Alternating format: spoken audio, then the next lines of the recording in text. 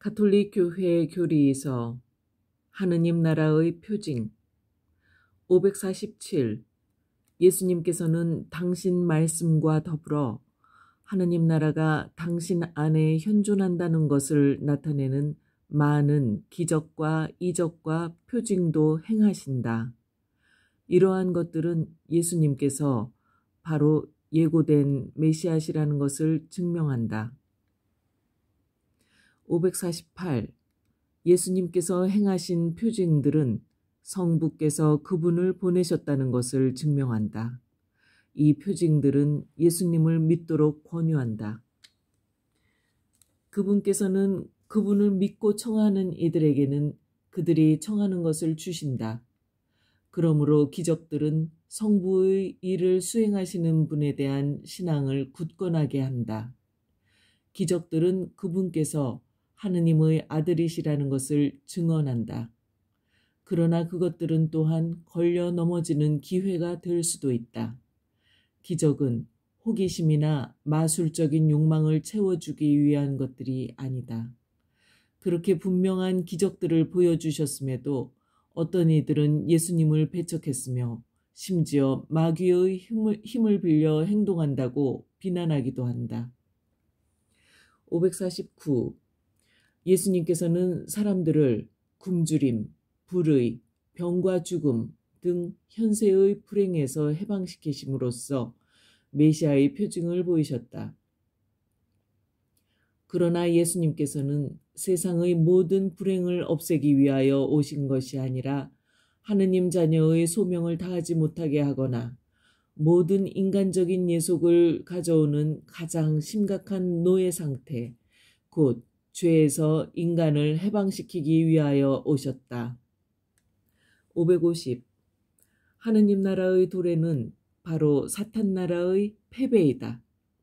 내가 하느님의 영으로 마귀들을 쫓아내는 것이면 하느님의 나라가 이미 너희에게 와 있는 것이다. 예수님의 구만은 사람들을 마귀의 지배에서 해방시킨다. 이것은 이 세상의 우두머리에 대한 예수님의 위대한 승리를 미리 보여주는 것이다.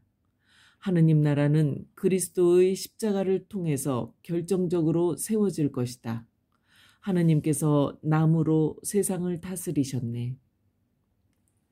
하늘나라의 열쇠 551. 예수님께서는 공생활을 시작하시면서 당신과 함께 머물며 당신의 사명에 동참할 12사람을 선택하셨다. 예수님께서는 그들에게 당신의 권한을 나누어 주시고 하느님의 나라를 선포하고 병자들을 고쳐주라고 보내셨다.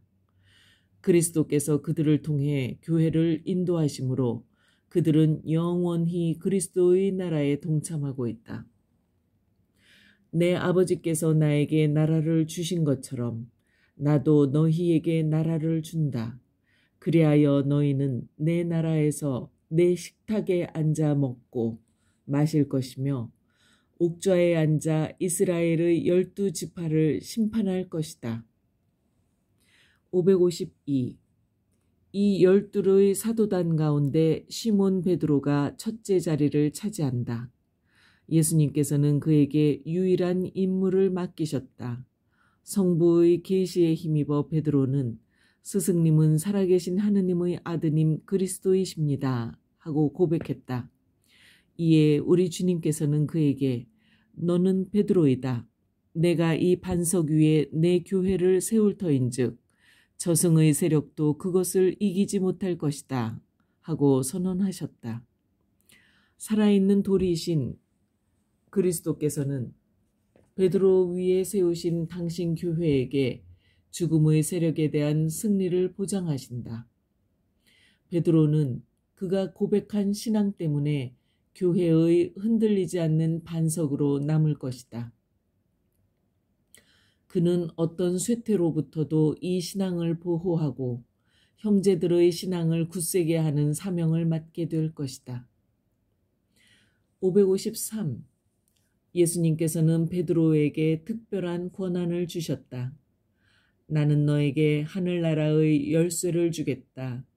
그러니 내가 무엇이든지 땅에서 매면 하늘에서도 매일 것이고 내가 무엇이든지 땅에서 풀면 하늘에서도 풀릴 것이다. 이러한 열쇠의 권한은 하느님의 집, 곧 교회를 다스릴 권한을 가리킨다. 착한 목자이신 예수님께서는 부활하신 뒤에 이 임무를 확인해 주셨다. 내 어린 양들을 돌보아라.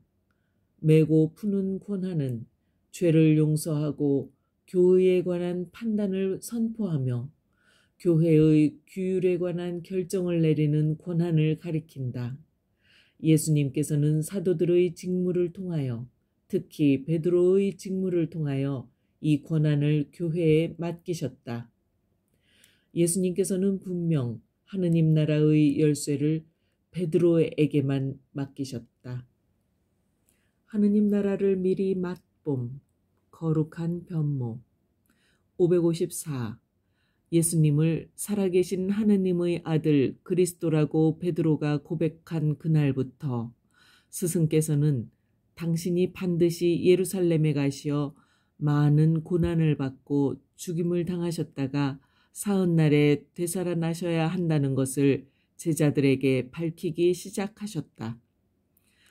베드로는 이러한 예고를 받아들이지 않았으며 다른 제자들도 그와 마찬가지로 이를 이해하지 못했다. 이러한 상황에서 예수님의 거룩한 변모 사건은 높은 산 위에서 예수님께서 택하신 세 증인 베드로, 야고보, 요한 앞에서 일어난다. 예수님의 얼굴과 옷이 빛나고 모세와 엘리야가 나타나 예수님께서 예루살렘에서 이루실 일, 곧 세상을 떠나실 일을 말하고 있었다. 구름이 그들을 덮고 하늘에서 한 목소리가 들려왔다. 이는 내가 선택한 아들이니 너희는 그의 말을 들어라. 555. 예수님께서는 잠시 동안 하느님으로서 당신의 영광을 보이심으로써 베드로의 고백을 확인하신다. 또한 영광 속에 들어가기 위하여 예루살렘에서 십자가의 순환을 거쳐야 한다는 것도 보여주신다. 모세와 엘리야는 산 위에서 하느님의 영광을 보았고 율법과 예언자들은 메시아의 순환을 예고했었다. 예수님의 순환은 물론 성부의 뜻이며 성자께서는 하느님의 종으로서 이를 행하신다. 구름은 특히 성령의 현존을 가리킨다. 삼위께서 모두 나타나셨으니 성부께서는 목소리로, 성자께서는 인간으로, 성령께서는 빛나는 구름으로 나타나셨다. 당신께서는 산 위에서 거룩하게 변모하시어 가능한 한 당신의 제자들이 하느님이신 그리스도 당신의 영광을 바라보고 당신께서 십자가에 달리신 것을 보게 될 때 당신의 순환이 스스로 원하신 것임을 깨닫고 당신께서 참으로 성부의 빛이심을 세상에 선포하게 하셨나이다.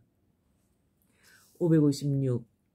공생활 직전에는 세례가, 파스카 직전에는 거룩한 변모가 자리 잡고 있다.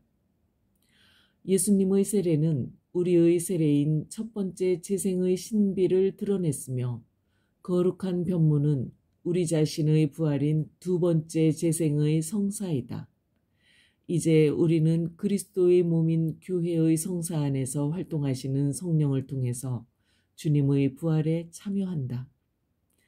예수님의 거룩한 변모는 우리의 비천한 몸을 당신의 영광스러운 몸과 같은 모습으로 변화시켜 주실 그리스도의 영광스러운 오심을 우리가 미리 맛보게 해준다.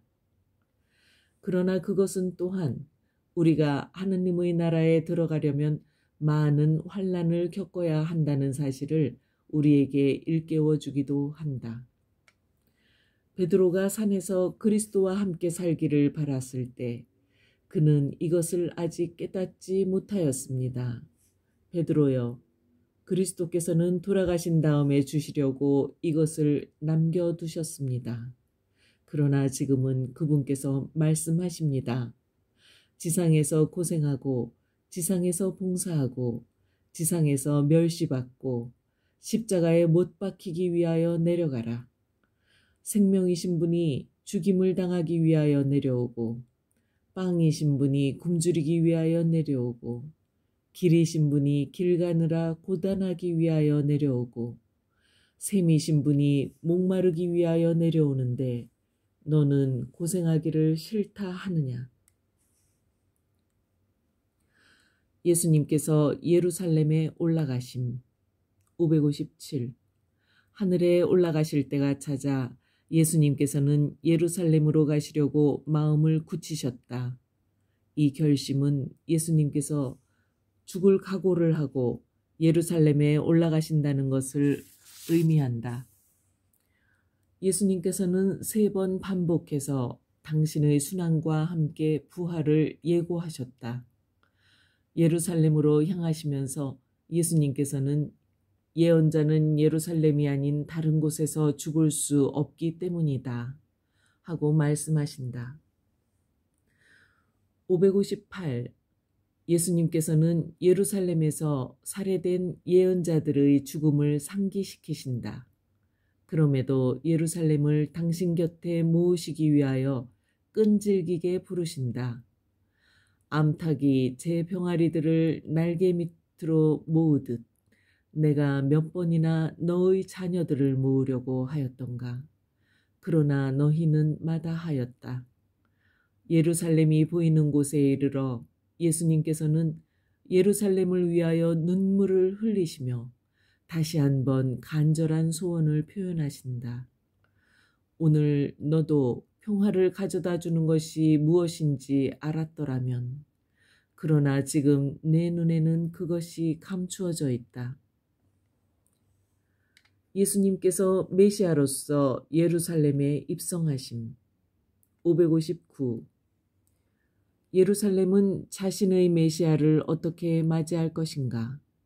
당신을 왕으로 모시려는 군중의 시도를 언제나 피해 오셨던 예수님께서는 당신의 조상 다윗의 도성에 메시아로서 입성하실 시기를 택하시고 그 세부적인 준비를 하신다. 사람들은 예수님께서 구원을 가져오실 다윗의 자손이라고 환호한다. 그런데 영광의 임금님께서는 어린 나귀를 타고 당신의 도읍으로 들어가신다. 예수님께서는 당신 교회의 표상인 시온의 딸을 계략이나 폭력이 아니라 진리를 증언하는 겸손으로 정복하신다. 그러므로 그날 그 나라의 백성들은 어린이들과 하느님의 가난한 이들일 것이다. 그들은 천사들이 목자들에게 예수님의 탄생을 알려줄 때처럼 환호한다. 주님의 이름으로 오는 이는 복되어라 하는 그들의 환호를 교회는 주님 파스카의 기념을 시작하는 성찬 전례의 거룩하시도다에서 다시 반복한다. 560. 예수님의 예루살렘 입성은 왕이신 메시아께서 당신의 죽음과 부활의 파스카를 통해 완성하시려는 하느님 나라의 도래를 나타낸다. 교회 전례는 성지주일에 이 일을 기념하며 장엄한 성주간을 시작한다. 간추림. 561. 그리스도의 삶 전부가 연속되는 가르침이었습니다. 그분의 침묵, 기적, 행동거지, 기도, 사람들을 위하시는 사랑, 보잘것없는 사람들과 가난한 사람들에게 기울이시는 각별한 애정, 인류 구원을 위한 십자가상의 전적인 희생을 기꺼이 받아들이시는 자세, 그분의 부활, 이 모두가 당신 말씀의 실현이었고 계시의 완성이었습니다. 562. 그리스도의 제자들은 그들 안에 그리스도께서 형성되실 때까지 그분을 닮아야 한다. 그리하여 우리는 그리스도의 생명의 신비 안으로 받아들여지고 그분과 동화되어 그분과 함께 죽고 함께 부활하여 마침내 그분과 함께 다스릴 것이다. 563. 목자이든 동방박사이든 누구나 베들레헴의 구유 앞에 무릎을 꿇고 연약한 어린아기 안에 숨어 계신 하느님을 경배해야만 이 세상에서 하느님께 다가갈 수 있다. 564. 하느님께서는 마리아와 요셉에게 순종하시고 나자렛에서 보내신 여러 해 동안 비천한 일을 하심으로써 가정과 노동의 일상생활 안에서 거룩함의 모범을 우리에게 보여주신다. 565. 예수님께서는 당신 공생활의 시작, 곧 당신의 세례 때부터 구속사업에 온전히 봉헌된 하느님의 종이시며 이 일은 당신 순환의 세례로 완성될 것이다. 566. 광야에서 예수님께서 겪으신 유혹은 성부께서 원하시는 구원의 계획에 완전히 따르심으로써 사탄을 이기시는 겸손한 메시아 예수님을 보여준다. 567. 하늘나라가 그리스도를 통하여 지상에서 계시되었다. 하느님의 나라는 그리스도의 말씀과 활동과 현존 안에서 사람들에게 빛나기 시작한다. 교회는 이 나라의 싹이며 시작이다. 그 열쇠는 베드로에게 맡겨졌다. 568. 그리스도의 거룩한 변모의 목적은 당신 순환에 대비하여 사도들의 신앙을 굳건하게 하려는 데 있다. 높은 산에 오름은 갈바리아 산에 오르기 위한 준비이다. 교회의 머리이신 그리스도께서는 당신의 몸이 지니시고 성사 안에서 반영되는 것, 곧 영광의 희망을 나타내신다. 569. 예수님께서는 죄인들의 반대로 죽임을 당하실 것을 아시면서도 기꺼이 예루살렘으로 올라가셨다. 570. 예수님의 예루살렘 입성은 어린아이들과 마음이 가난한 사람들의 환영을 받으시며 당신의 도성에 들어오신 메시아 왕께서 자신의 죽음과 부활의 파스카를 통해 완성하시려는 하느님 나라의 도래를 나타낸다. 찬미 예수님.